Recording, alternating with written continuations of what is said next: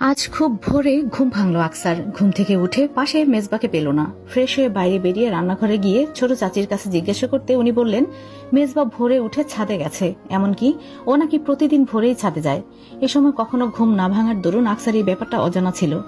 আকসা শাড়ির আঁচল কাঁধে জড়িয়ে নিয়ে ছাদের দিকে পা বাড়ালো। ছাদে এসে দেখলো সম্পূর্ণ ফাঁকা এবং পরিষ্কার পরিচ্ছন্ন ছাদে মেজবা ব্যায়াম করছে, পুশ আপ দিচ্ছে ছাদের উপরে।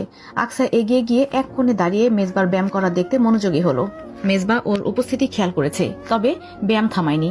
আকসা এবার শুষ্ক কাশি দিয়ে মেজবার মনোযোগ আকর্ষণের চেষ্টা করে বলল, আপনি প্রতিদিন সকালে উঠে ব্যায়াম করেন? অথচ এই ব্যাপারটা আমি এতদিন পরে জানতে পারলাম। সিভিলিয়ানরা এমনিতেও ব্যায়াম সম্পর্কিত কোনো কিছু সম্পর্কে ধারণা রাখে না। তোমরা ঘুমাও তো সকাল 8টা-10টা পর্যন্ত, তাহলে আর্মি পার্সনের ব্যায়াম শিডিউল সম্পর্কে জানবেই বা কিভাবে? Bloody civilian. শেষোক্ত কথাটুকু বরাবরের ন্যায় কটাক্ষ করে বলল মেজবা। আকসা একটা মুখ ভেঙচে দিল বিপরীতে। অবশ্য মেজবা নিচু হয়ে পুশ আপে ব্যস্ত থাকা সেটা দেখতে পেল না। ওর পিঠে বিন্দু বিন্দু ঘাম জমেছে, শরীরের মাসল আরো বেশি ফুলে উঠেছে, সামনে ঝাঁকড়া চুল এলোমেলো হয়ে পড়ে আছে। আকসা এক ধ্যানে দেখছে এই সুদর্শন পুরুষটাকে। হঠাৎ ও বলল, আমিও আপনার মতো ব্যায়াম করব। মেজবা এবার ব্যায়াম থামিয়ে ওর দিকে তাকিয়ে জোরে হেসে উঠল। হাসিটা মোটেও ভালো উদ্দেশ্যে দেয়নি, বোঝা গেল এটা উপহাসের হাসি। যেন মেজবার এই হাসি কটাক্ষ করে বলতে চাইছে, ব্যায়াম আর তুমি করতে পারবে আদৌ? অবশ্য মেজবা কটাক্ষে সুরে বলেই ফেললো, তুমি করবে ব্যায়াম? আকসা জেদ ধরে বলল, হ্যাঁ আমিই করব। পারবে না, এসব বাচ্চাদের কাজ নয়, যাও রুমে গিয়ে ঘুমাও। না, আমি করবই, আপনার মতো ব্যায়াম করব আমি।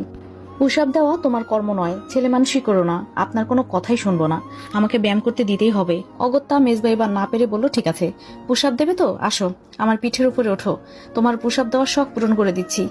আকসা হচ্চকিত হলো, মেজবার পিঠে উঠে পুশ-আপ দেবে, তবে এই সুযোগ হাতছাড়া করলো না। সুযোগ পাওয়া মাত্রই লুফে নিল। উচ্ছলতার সহিত মেজবার উদম পিঠের উপর হয়ে শুয়ে পড়ল। বাহু গলিয়ে মেজবার খোলা পশমে আবৃত বুক জড়িয়ে ধরলো শক্ত করে।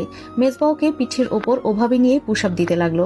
5, 10, 15 করে 20টা হলো, তবুও থামার নাম নেই। আকসা এবার অস্থির হয়ে বলল, আর কত মেজবা, আপনার কষ্ট হচ্ছে না? নো, চুপ করে বসে থাকো আর চুল বেঁধে নাও, তোমার বেয়াদব চুলগুলো আমাকে খুব ডিস্টার্ব করছে। আকসা তড়িঘড়ি করে চুল খোপা করে নিল। মেজবা ওকে একইভাবে পিঠের সাথে লেপটে নিয়ে আরো 30টা পুশ-আপ দিয়ে ক্ষান্ত হলো। আজ রাতে সবাই একসাথে ছাদে আড্ডার আয়োজন করেছে। সবাই বলতে আকসা, মিহি, রিমু, তাসিন আর জেমি। মেজবা ছাদের এক কোণে দাঁড়িয়ে ফোনে কথা বলছিল। ওকে এক প্রকার জোর করে টেনে এনেছে মিহি। খুব করে অনুরোধ করেছে তাদের সাথে আড্ডায় বসতেই হবে। ঠিক হলো, এখন একটা গেম খেলা হবে। তবে কি গেম খেলবে তা ঠিক করতে পারছিল না কেউই। শেষ পর্যন্ত অনেক আলাপ আলোচনা করে ঠিক করা হলো ট্রুথ অ্যান্ড ডেয়ার গেম খেলা হবে। মিহি দ্রুত নিচে গিয়ে একটা কোকের বোতল নিয়ে আসলো। এরপর খেলা শুরু হলো। প্রথমেই বোতল ঘুরে জেমির দিকে পড়লো। জেমিকে মিহি উচ্ছ্বাসিত